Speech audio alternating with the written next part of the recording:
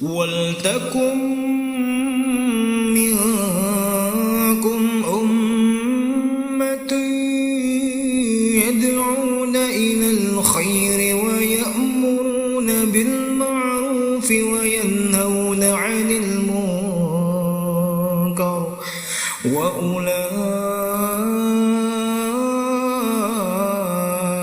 humul muflihun.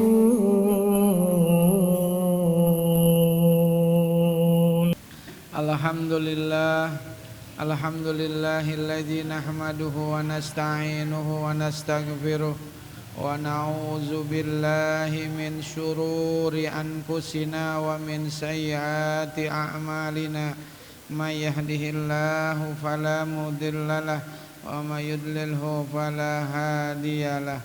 Asyhadu an la ilaha illallah wahdahu la syarikalah wa asyhadu anna sayyidana wa nabiyyana Muhammadan abduhu wa rasuluh.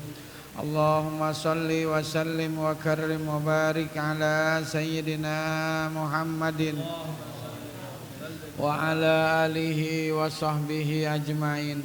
Amma ba'du, fa inna asdaqal hadisi kitaballahi ta'ala wa khairal hadi hadi sayyidina Muhammadin sallallahu alaihi wasallam.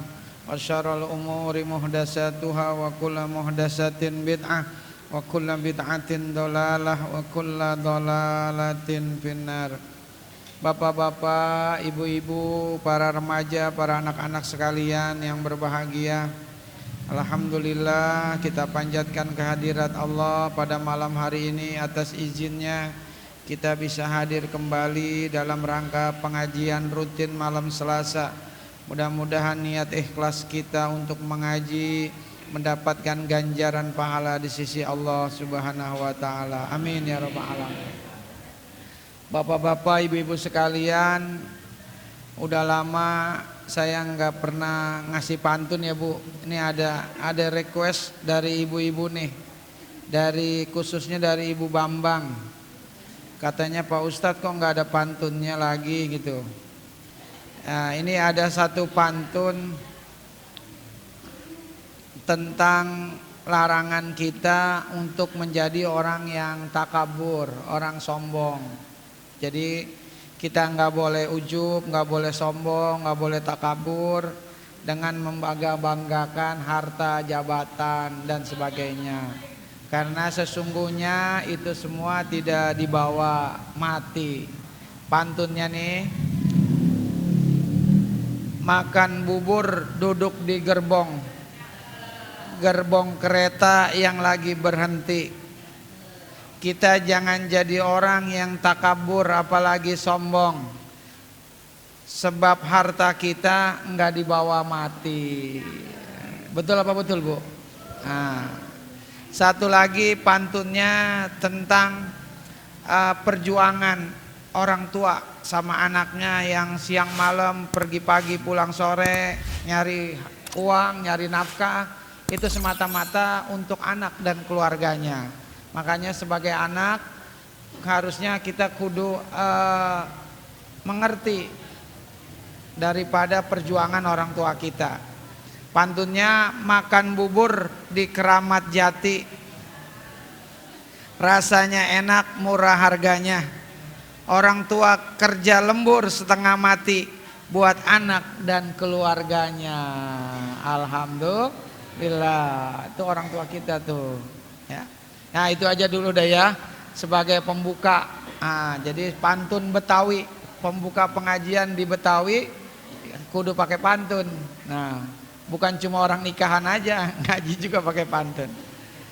Selanjutnya mari sama-sama kita akan membahas tentang hadis-hadis Nabi. Malam ini tentang temanya memberi maaf dan berpaling dari orang-orang yang bodoh. Ya Bu ya, memberi maaf dan berpaling dari orang-orang yang bodoh. Qala Allah Ta'ala, hudil afwa wa'mur bil 'urfi wa a'rid 'anil jahilin. Allah berfirman, "Hudil afwa wa'mur bil urfi." Jadilah engkau orang yang pemaaf dan suruhlah orang berbuat yang ma'ruf, berbuat yang baik. Wa a'rid anil jahilin, dan berpalinglah dari orang-orang yang bodoh. Tuh, jadi Allah menyuruh kita untuk senantiasa menjadi orang yang pemaaf, bukan memberi maaf, tapi jadilah engkau orang yang pemaaf. Kalau memberi maaf sekali-sekali, tapi kalau jadi pemaaf, itu memang dirinya itu memang memberikan maaf kepada siapapun. Orang yang memberikan maaf itu adalah tanda-tanda orang itu hatinya luas. Orang yang memberikan maaf atas kesalahan orang, tanda-tanda dia itu orang baik. Orang yang hatinya lapang, orang yang jiwanya lapang. Tuh. Tapi sebaliknya, orang yang tidak memberikan maaf kepada orang lain, maka orang itu tanda-tanda dia hatinya sempit. Tuh. Hatinya enggak lega seperti samudra, seperti lautan. Hatinya sempit seperti apa ya? Kali rintintin lah ya. Sempit tuh ya kan? Sudah sempit dibangun rumah gitu. Sempit. Ya, tanda-tanda orang yang mulia, orang yang selalu memberikan maaf. Tuh. Memberikan maaf itu beda dengan minta maaf. Kalau minta maaf itu mudah, tapi memberikan maaf itu sulit, susah. Makanya di Al-Quran itu, ayat-ayat Al-Quran itu berbicara tentang memberi maaf, bukan meminta maaf. Karena memberi maaf itu berat. Tuh. Contohnya umpamanya Pak RT Mail nih sama Pak Edi punya salah nih, kan sering ngecengin Pak RT Mail nih. Ya kan, minta maaf nih pas lebaran. Teh, maafin gua ya, kesalahan-kesalahan selama ini sering nyusahin. Kata RT enggak bakalan gua maafin. Sampai gua punya bini 2 juga, gitu umpamanya nih, maafin. Maaf ya Teh, maaf.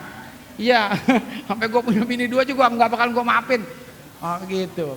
Nah itu enggak boleh begitu. Kalau kita enggak maafin orang yang minta maaf secara syariat, secara hukum di hadapan Allah dia udah bebas, udah enggak punya dosa. Tapi nanti bebannya dia ke kita. Ntar kita simpen itu beban. Jadi makan nyimpen dendam, minum nyimpen dendam, tidur bawa dendam. Tuh, apa enak begitu orang, iya kan? Maka orang yang hatinya luas, hatinya lapang, selalu memberikan maaf. Tuh, itu adalah sifat yang terpuji, sifat yang baik, yang mulia. Itulah salah satu daripada akhlaknya Rasulullah Sallallahu Alaihi Wasallam. Rasulullah itu orang yang pemaaf. Kebencian, ketidaksenangan tidak pernah beliau balas itu dengan dendam. Beliau sambut murkanya, amarahnya, kebenciannya orang-orang kafir Quraisy itu dengan apa? Dengan sifat lemah lembut. Tuh. Di Quran kan disebutkan walau kunta fadzon golizol qalbi lang faddu min haulik fa'fu anhum wastaghfir lahum wasawirhum fil am. Tuh. Kata Allah, sekiranya engkau Muhammad punya hati yang keras, kasar, tidak mau memaafkan orang lain, tidak lembut hatimu, tidak punya sifat kasih sayang, niscaya apa? Lang faddu min haulik. Niscaya orang akan jauh dari kamu. Orang gak bakalan mau berteman, apalagi masuk ke dalam agama Islam. Tuh. Makanya Nabi Muhammad itu banyak orang-orang yang membencinya, yang kemudian berbalik pada mencintai Nabi. Kenapa? Karena Nabi akhlaknya itu gak pendendam. Orangnya baik, memaafkan kesalahan orang. Waktu terjadi Fathul Mekah, Nabi menguasai Mekah kembali, membawa pasukan, orang kafir Quraisy sudah pada takut. Waduh, bentar lagi kita nih akan dimatiin semua nih sama Muhammad. Yang dulu kita caci maki, yang kita mau bunuh ketika hijrah. Wah, dia udah nguasain Mekah semua. Tapi apa yang terjadi? Kata Nabi, ya, yaumul mar'ah, hari ini adalah hari kasih sayang. Tidak ada setetes darah pun yang mengalir. Maka kata Nabi, siapa orang yang masuk ke rumah Abu Sofyan, maka dia aman. Padahal Abu Sofyan itu orang paling membenci Nabi. Tapi Nabi enggak dendam. Bahkan kata Nabi, masuk ke rumah Abu Sofyan, maka orang itu akan aman, bebas daripada hukuman. Masya Allah. Itu yang kemudian Abu Sofyan masuk ke dalam Islam. Karena keluhuran, kemuliaan, ketinggian akhlak beliau. Salah satunya sifat pemaaf. Masya Allah. Jadi Bu, kita kalau punya sifat pemaaf, insya Allah umur kita panjang. Amin. Ya, badan kita sehat. Coba kalau kita dendam sama orang, nyesek Bu. Iya kan? Bu sehat? Sehat. Gitu nyesek. Enggak, gue mikirin dia tuh. Mikirin dia. Orang aja nggak mikirin dia. Biarin orang yang benci sama kita. Lama-lama juga dia yang nyesek. Kita mah kagak nyesek. Capek dia mikirin kita. Kita mah biasa aja. Gitu. Ibu-ibu umpamanya negor nggak dijawab, biarin aja. Ntar negor lagi, biarin, nggak dijawab, biarin aja. Gitu ya.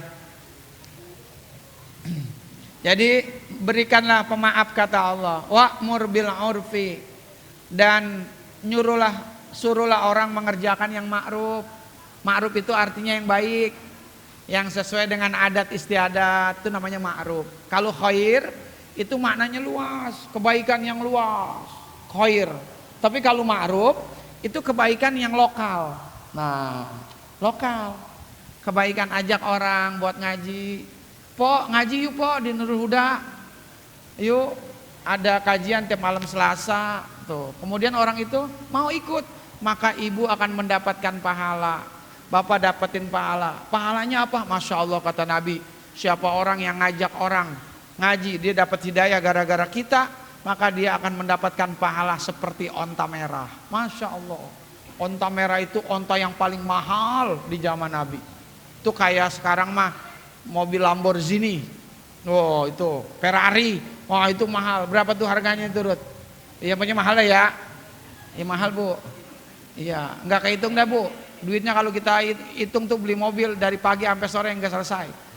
Tuh pahalanya orang yang ngajak orang ngaji. Makanya kita kalau punya HP jangan buat nonton YouTube doang, buat main game, tapi nge-share yang baik-baik. Pengajian-pengajian di-share. Supaya kenapa? Kali aja ada orang yang ngelihat baca, tahu-tahu dia mau ikut ngaji. Masya Allah. Nggak ada yang percuma, nggak ada yang nggak manfaat. Gitu Bu. Jadi kita dapat nge-share nih pengajian malam Selasa nih. Ada status Bang Hasan suka bikin tuh. Share di status kita. Oh sombong banget ngaji. Biarin orang mau ngomong apa juga. Sebedet aing mah. Gitu aja. Ya kan?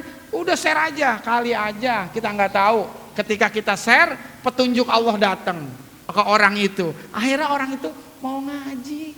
Masya Allah. Iya, jangan ragu-ragu share video-video tentang keislaman, tentang agama dakwah gitu. Sebab kali aja nanti gara-gara telunjuk kita nih, jari-jari kita yang menulis di Facebook, di status, ini yang bisa menyelamatkan kita dari api neraka. Amin ya Allah ya Rabbal. Kita nggak tahu, kita ngajar kagak, iya kan? Jadi orang pinter enggak, kita share aja lah masalah pengajian, insya Allah pahalanya sama, masya Allah, gitu. Jadi ajak aja orang ngaji. Wa'arid anil jahilin, dan berpalinglah dari orang-orang yang bodoh. Siapa orang bodoh? Orang yang kalau ngomong nggak dipikirin. Es kemong pakai roti, oh tuh orang bodoh tuh. Kalau ngomong nggak hati-hati, tuh es kemong pakai roti. Orang bodoh kalau ngomong nggak hati-hati, apa yang di perut, yaitu di mulut, gitu. Nggak dipikirin lagi, pakai otaknya. Tuh orang bodoh. Perbuatannya, ucapannya, kira-kira dia nggak pernah mikir tuh nyakitin orang lain apa enggak, mempermalukan orang lain apa enggak pernah mikir. Kenapa? Karena dia bodoh. Dia merasa apa yang dia omongin itu benar. Kebodohan itu karena mungkin minimnya ilmu, wawasannya kurang, bergaulnya juga bukan sama orang-orang pinter, sama orang soleh, ngopinya juga kurang rada jauhan, ya kan? Iya, ngopinya utak-utak di bedeng aja, utak-utak kampung hutan aja, udah kayak kodok dalam tempayan.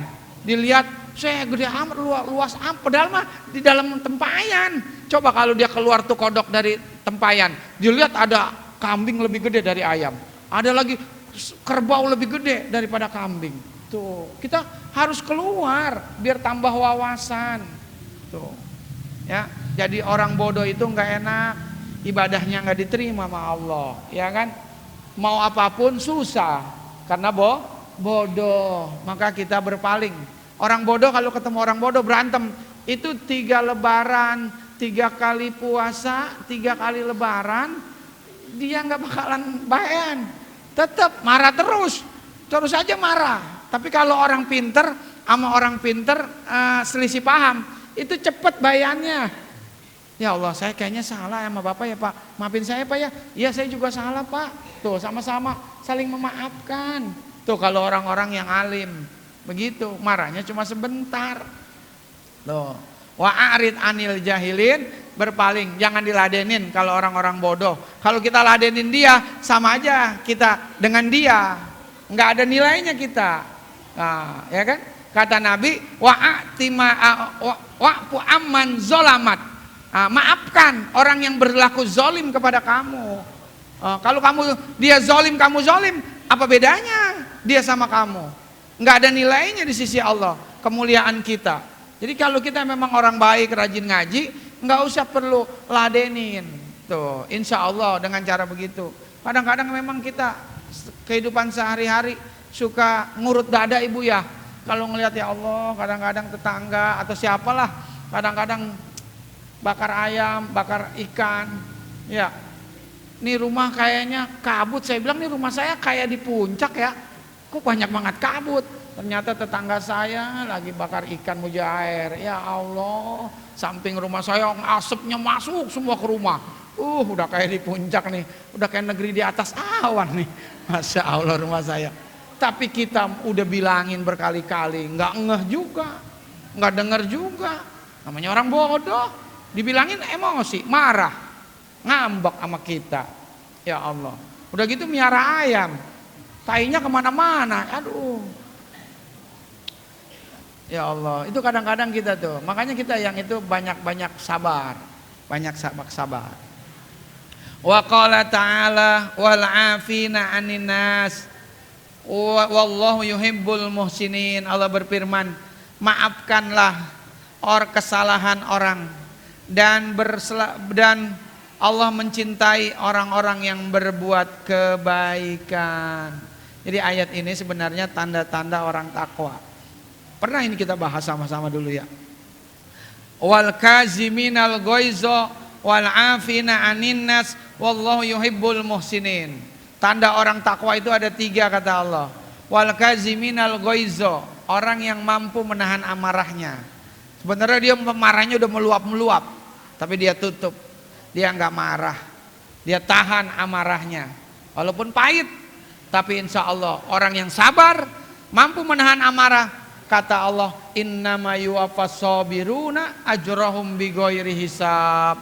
Maka pahalanya itu enggak bakalan bisa kehitung, saking banyaknya. Masya Allah. Itu ya, orang sabar pahalanya enggak bisa dihitung. Yang kedua, tanda orang takwa, wal 'afina 'anin nas. Kalau dia mampu menahan amarah, itu masih rendah. Masih tahap yang paling, ada lagi tahap yang tertinggi, yaitu mampu memaafkan, menghapus kesalahan orang lain. Di dalam hatinya udah nggak ada lagi kesalahan-kesalahan orang lain. Jadi dia maafin kesalahan orang. Nah itu tuh berarti orang takwa tuh, orang yang mulia. Nah yang ketiga, paling tinggi lagi, wallahu yuhibbul muhsinin. Dan Allah mencintai orang-orang yang berbuat kebaikan. Selalu dalam hidupnya dihabiskan waktunya, dihabiskan umurnya buat berbuat kebaikan, buat sesuatu yang manfaat buat orang lain, buat keluarganya, buat tetangganya. Masya Allah. Itulah tanda-tanda orang takwa. Wa an Aisyah radhiyallahu anha annaha qalat lin nabi sallallahu alaihi wasallam, hal ata alaika yaumun kana ashadda min yaumin Uhud? Qala laqad laqitu min qaumiki wa kana ashadda ma laqituhu minhum yaumal aqabah. Id aradtu nafsi ala ibni abdi ya lilabni kulalin falam yujibni ila ma aradtu fangtolaktu wa ana mahmumun ala wajhi falam tastafik illa wa ana biqarnis sa'alib farfa'tu ra'si wa idza ana bisahabatin qad azallatni fanazartu fa idza fiha jibrilu alaihi salam fanadani faqala innallaha ta'ala qad sami'a qaula qaumika laka wa ma raddu alaika wa qad ba'asa ilaika malakul jibal lita'murahu bima syi'ta fihim fanadani malakul jibali fasallama alayya summa qala ya Muhammad innallaha ta'ala qad sami'a qaula qaumika laka wa ana malakul jibal wa qad ba'asani rabbi ilaika lita'murani bi amrika fama syi'ta in syi'ta atbaqtu alaihimul ahsabain faqala an-nabiyyu sallallahu alaihi wasallam bal arju an yukhrijallahu min aslabihim min man ya'budullaha wahdahu la yusriku bihi syai'an. Muttafaqun alaih. Hadis riwayat Imam Bukhari dan Imam Muslim. Hadisnya panjang nih ya Pak Bu. Jadi singkatnya ceritanya di hadis ini, Aisyah bertanya kepada Nabi, ya Rasulullah, pernahkah engkau mengalami penderitaan yang lebih berat daripada perang Uhud? Nah gitu. Jadi Rasulullah ditanya, ada enggak ya Rasul sesuatu yang sangat menyakitkan, yang membuat engkau begitu sakit hatimu daripada perang Uhud? Karena memang perang Uhud Nabi mengalami kekalahan. Ya, umat Islam itu banyak yang meninggal dalam perang Uhud karena pasukan pemanah yang di atas tuh. Kan Nabi udah perintahkan yang pasukan pemanah yang di atas jangan sampai turun. Apapun terjadi yang dibawa lagi perang jangan turun. Itu akan membantu untuk menyerang orang-orang kafir Quraisy. Ternyata hampir umat Islam menang dalam perang Uhud. Udah dapat harta rampasan, yang di atas ngelihat, waduh, kita nggak dapat nih harta rampasan perang. Dia tergoda dengan harta. Akhirnya pada turun dari gunung pasukan pemanah. Kata Nabi, jangan, ntar gua kebagian, tenang aja. Tetap akhirnya pada turun, pada perebut. Apa yang terjadi? Pasukan kafir Quraisy ternyata udah menunggu, yaitu kelompoknya Khalid bin Walid. Khalid bin Walid itu dulunya non muslim, dia kemudian mu'alaf. Itu panglima besar dalam Islam. Dia disebut dengan pedangnya Allah. Bahkan ketika meninggalnya aja, badannya itu terdapat sekitar 100 tusukan pedang. Meninggalnya nggak dalam keadaan perang, dalam keadaan sakit. 100 tusukan pedang Khalid bin Walid. Nah, diserang sama Khalid bin Walid, akhirnya pada meninggal. Rasulullah sendiri mengalami luka, giginya sampai patah, kakinya berdarah-darah. Nah, maka kata Aisyah, apakah itu yang membuat engkau menderita ya Rasul? Tuh, kata Nabi, tidak. Justru yang paling berat yang aku alamin penderitaan adalah pada hari Aqabah, yaitu ketika aku berkunjung ke Thaif bertemu dengan Abdul Jalil bin Kulal. Harapanku dia menyambutku dengan baik di Thaif. Jadi Rasulullah itu pergi ke Thaif. Jadi sebenarnya Rasulullah itu pergi ke Thaif juga dalam keadaan sedih. Karena baru saja meninggal istrinya dan pamannya Abu Thalib dan Siti Khadijah baru meninggal. Jadi Rasulullah ke Thaif pengen dakwah. Thaif itu daerahnya 80 kilo dari Mekah. Ya, daerahnya sejuk, tempat penghasil korma, anggur, madu. Itu tempat kayak di sini mah di puncak lah gitu. Sejuk udaranya, adem. Nah, Thaif dikelilingin gunung-gunung. Thaif. Cuma perjalanannya memang sulit, terjal. Jadi ke Thaif Nabi. Bahkan ada seorang ahli sejarah, ketika dia menulis sejarah tentang Thaif, dia langsung datang ke Thaif bawa mobil. Ketika dia bawa mobil, dia lihat, dia membayangkan perjalanan Nabi selama 8 hari perjalanan menuju Thaif. Itu luar biasa, susahnya, sulitnya perjalanannya itu. Bahkan dia sampai ngomong, ya Allah, kalau begini Rasulullah alamin, saya tambah cinta kepada Rasulullah. Begitu besar pengorbanan beliau kepada kita, Masya Allah. Tuh, luar biasa. Sampai nangis itu penulis sejarah tuh. Dia menyaksikan perjalanan Thaif. Makanya Nabi bilang, benar, yang paling menderita dalam hidupku adalah ketika di Thaif. Udah perjalanannya berat, dakwahnya susah. Di sampai sono bukan diterima, bukan disediain bandrek kayak sekarang nih malam sama bapaknya Bang Ajat nih ya. Makan ada dongkal tuh Bu, ada ongol-ongol. Ya, ongol-ongol kue bugis, kalau ngebanyol jangan diambil habis, disediain. Masya Allah, enak jadi ustadz sekarang mah. Iya kan Bu ya? Aduh, pulangnya kadang-kadang dikasih tentengan ya.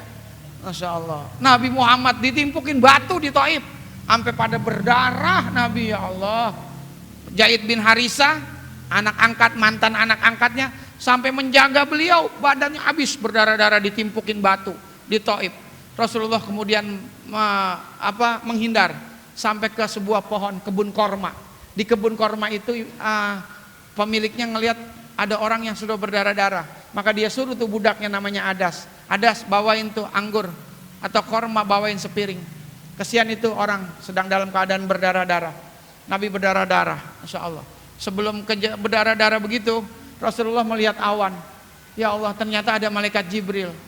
Jibril datang menyaksikan kekasihnya Allah, orang paling mulia, berdarah-darah mukanya. Maka Jibril diutus sama Allah. Assalamualaikum ya Muhammad. Waalaikumsalam Jibril. Kenapa engkau sampai begini ya Muhammad penderitaanmu? Akhirnya Jibril mengutus seorang malaikat penjaga gunung. Lalu malaikat penjaga gunung itu ngomong, ya Muhammad, bilang aja iya gitu.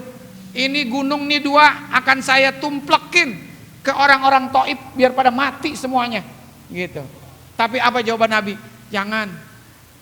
Tuh, Nabi itu pemaafnya luar biasa, mukanya masih berdarah-darah. Coba kalau kita ngalamin begitu, Edi ngalamin begitu, habis muka pada berdarah-darah, ditimpukin kolar.